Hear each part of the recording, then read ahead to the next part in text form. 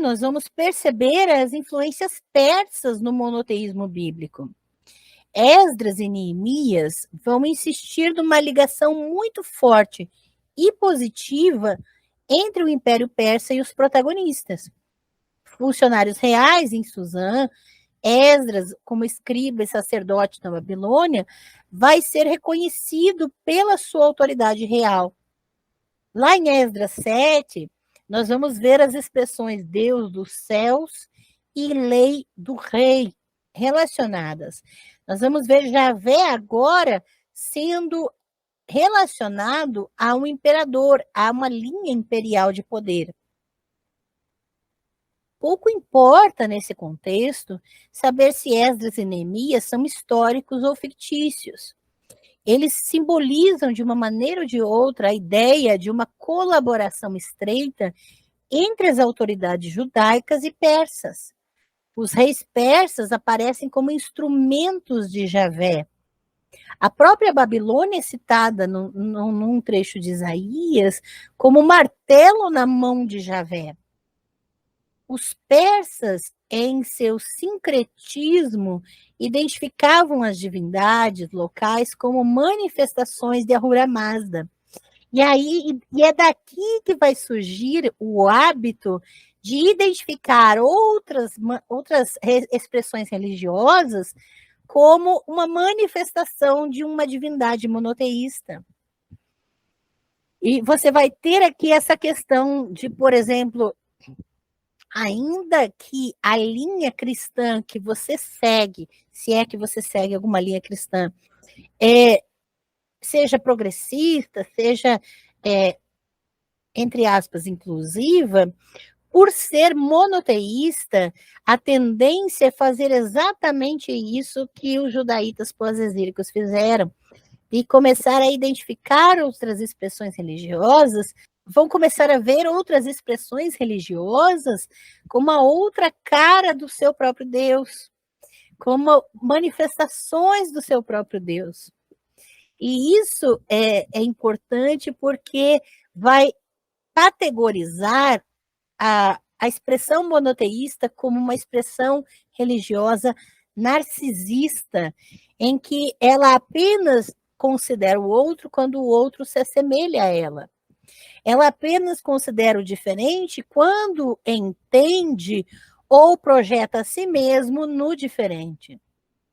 Então, essa é a base, por exemplo, do ecumenismo e do diálogo interreligioso, que só olha com empatia para os outros porque vê Cristo nos outros. Essa é a base tanto do ecumenismo quanto do diálogo interreligioso. E isso é fruto dessa expressão narcísica de todo monoteísmo. Então, todo monoteísmo é narcisista, tanto por projetar a si mesmo no outro, projetar o seu próprio Deus nas manifestações religiosas diversas, quanto por ler os textos bíblicos e achar que esses textos dizem respeito a si mesmo. Quando você lê um texto bíblico e acha que ele diz respeito a você, você está sendo narcisista. Esse texto não diz respeito a você. Esse texto é antigo, diz respeito a um local e um espaço no tempo específicos. E quando você projeta esses textos em torno da sua própria vida, você está tendo, sim, essa tendência monoteísta ao narcisismo. E nós estamos vendo aqui que essa expressão sincrética de aceitar o diverso como manifestação de si vem exatamente a partir do Império Persa. Esse Javé que vai surgir aqui, ele está do lado dos impérios conquistadores. Ele vai projetar a si mesmo em outras manifestações. Ele vai conquistar a base da força e da violência. E aqueles que contrariam o seu discurso vão ser considerados uma ameaça. Constata-se em numerosos salmos da época persa a presença de Javé no trono, no meio de uma assembleia celeste, o concílio dos deuses, ultrapassando todos os deuses que foram demitologizados pelos cristãos, que os transformaram em anjos ou santos. O que eu estou dizendo aqui?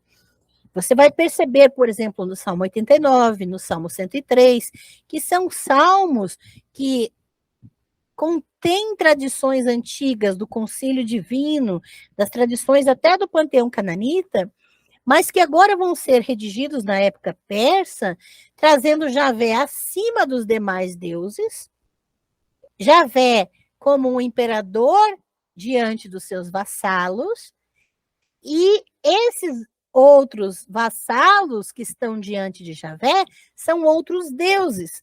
Mas acontece um outro fenômeno na época dos cristianismos. Na era cristã, a era comum, vai acontecer o que eu chamo de demitologização. O que é isso? Os cristãos vão olhar para esses textos do Salmo 89, Salmo 103, e esses salmos que aparece o Conselho dos Deuses, e vão transformar os deuses em anjos ou santos.